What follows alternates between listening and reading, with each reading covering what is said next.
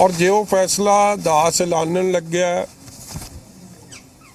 अज सारे मजीठे दे मेरे सज्जन जिन्हों ने मेरी हर लड़ाई च चाहे वह 2007 दी सी चाहे 2009 दी पार्लीमेंट दी नवजोत सिद्धू दी इलैक्शन सी चाहे 2012 दी दास दी इलैक्शन सी 2014 दी जेटली साहब दी इलैक्शन सी 2017 दी दास दी इलैक्शन सी या 2019 दी जदों इथों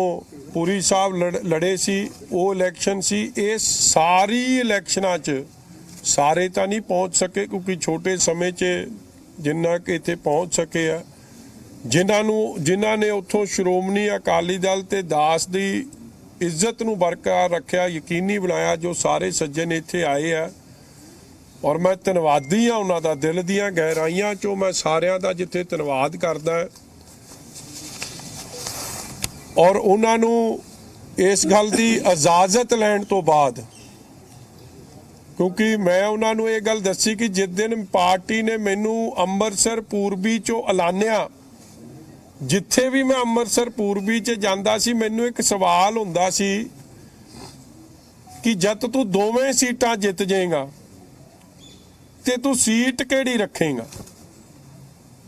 और किथे ना किथे मेरे मन ते वो गल असर करदी सी कि यार जे अज ही झूठ बोलांगे जे बुनियाद ही घर दी कमजोर होवे नीआं ही कमजोर होण ते फिर किवें निभ सकांगे और जो वड वडेरिया ने बुजुर्गों ने सिखाया कि ये उस गल दे उल्ट नहीं। इसलिए मैं इन्हां सारियां नाल पिछले कई दिनां च मीटिंग कीती आपदे साथियां नाल ते मैं इन्हां नूं ये कहा कि बड़ा औखा फैसला लेना पै रहा चुनौती वाला फैसला लेना पै रहा कि आ न्याणा भरा चंगा कि आ भरा चंगा भरा दोवें चंगे ने मगर क्योंकि टैक्नीकल एक गल बन जाती है कि जब तुसी MLA 2 हलकों चों बन जाओ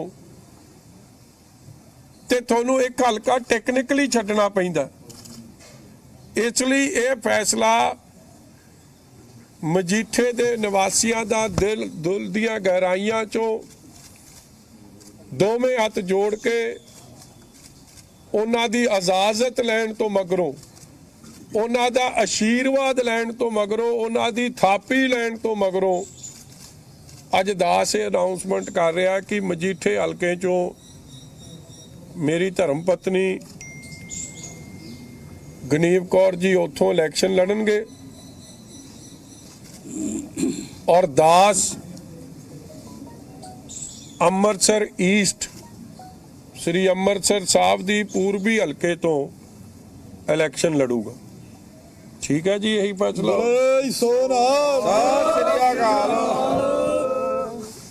और मैं समझदा दिस इज बिक्रम मजीठिया होरां ने ऐलान किया है कि मजीठा तो वो चोण नहीं लड़ रहे उन्हों की धर्म पत्नी गनीव कौर चोण लड़नगे वो सिर्फ तो सिर्फ अमृतसर पूर्वी तो चोण लड़नगे। मालवे दुआबे नाल मगर जिम्मेवारी तौर पर MLA के रूप च जे मैं दास नूं ये मान मिलता है तो मेरी जिम्मेवारी अमृतसर पूर्वी दी होगी और मेरी धर्म पत्नी जिहदे लई आप एक बड़ा वड्डा फैसला सी उहनूं विचारी नूं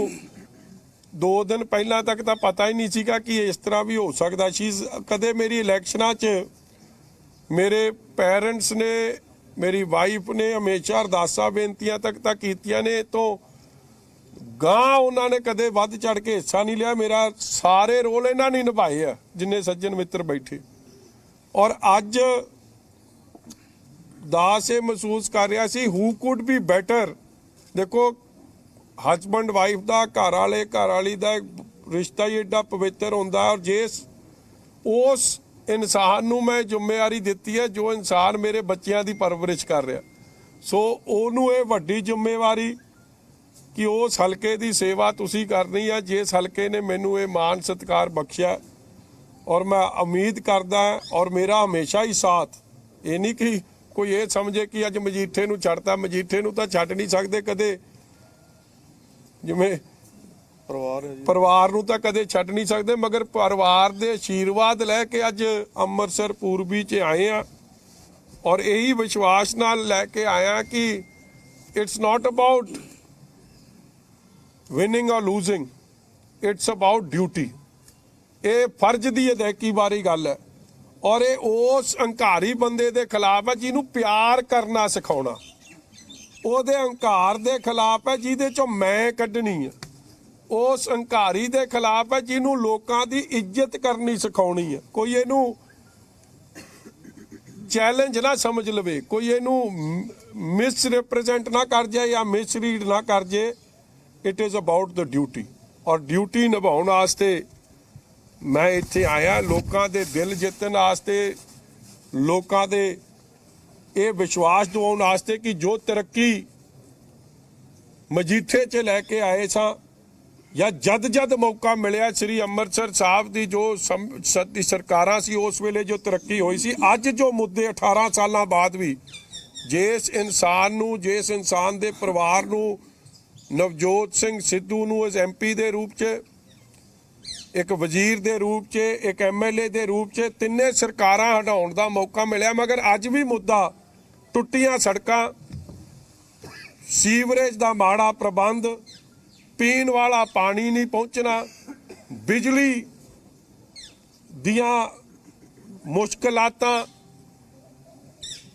डिवेलपमेंट, सड़कां टुट्टियां, जिन्ने वायदे सन मैं अज नहीं याद कराउणा, चार्जशीट एक कढ़ांगे इन्हां दी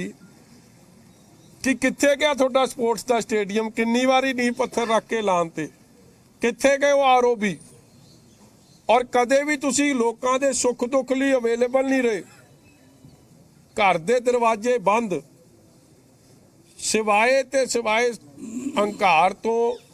जो लोकां नूं बनदा सत्कार मान सी वो नहीं मिलिया। इसलिए अज इस हलके दी पूरी सेवा ते उतर आए हैं ते मैं तां सिद्धू साहब बारे इक्को गल कह सकदा, सिद्धू साहब तुहाडा हंकार नूं हटाउणा, तुहानूं प्यार करना सिखाउणा, और सिद्धू साहब नूं जिन्हां दी मैं समझदा ना सोच है ना सच्चाई है, बस आउंदी है लड़ाई है, जिहदे मर्जी नाल बस लड़न भिड़न नूं तैयार रहिंदे आ। उन्हां नूं थोड़ा बहुता प्यार करना भी सिखावांगे, इज्जत देना भी सिखावांगे, ਵੱਡਿਆਂ ਦਾ सत्कार करना भी सिखावांगे, छोटियां नूं प्यार करना भी सिखावांगे। इसलिए इलैक्शन मैं समझदा रिजल्ट तो जिहड़ा आउणा लोकां ने फैसला करना, मगर कईयां दे सुभाਅ बदलते विखावांगे, लोकां दे जिन्हां लोकां नूं पुछदे नहीं सी ना उन्हां नूं पुछदे विखावांगे, लोकां तक पहुंचदे विखावांगे, जिहड़े हवा 'च फिरदे सी धरती ते चलना भी सिखावांगे। कोई सवाल जी तुहाडे? सिद्धू ने सर जब नॉमिनेशन फाइल की थी तो उन्होंने ये कहा था कि अगर हिम्मत है तो मजीठिया एक तरह की चुनौती दी थी, तो क्या आप समझते हैं कि ये करारा जवाब देने के लिए आपने ये फैसला लिया है नवजोत सिद्धू को? एक मैं गल दस दियां जी, मेरी जिंदगी च what Navjot Sidhu says or doesn't say has no meaning। मैं ਤੁਹਾਨੂੰ ਪਹਿਲਾਂ ਵੀ ਦੱਸਦਾ, ਜਦ ਮੈਂ ਹਲਕੇ 'ਚ ਜਾਂਦਾ ਸੀ ਕਈ ਬਜ਼ੁਰਗਾਂ ਨੇ ਜਦ ਮੇਰੇ ਤੇ ਆਪ ਦਾ ਪਿਆਰ ਭਰਿਆ ਹੱਥ ਰੱਖਿਆ, ਮਾਤਾਵਾਂ ਨੇ ਰੱਖਿਆ, ਮੈਨੂੰ ਇੱਕ ਗੱਲ ਕਹੀ कि अज वायदा कर हल्का नहीं छड्डेगा, और मैनू ना ये महसूस होंदा सीगा कि यार 2 हल्कों च तो मैं MLA रह नहीं सकता, रहना तो मैं एक चों ही हाँ,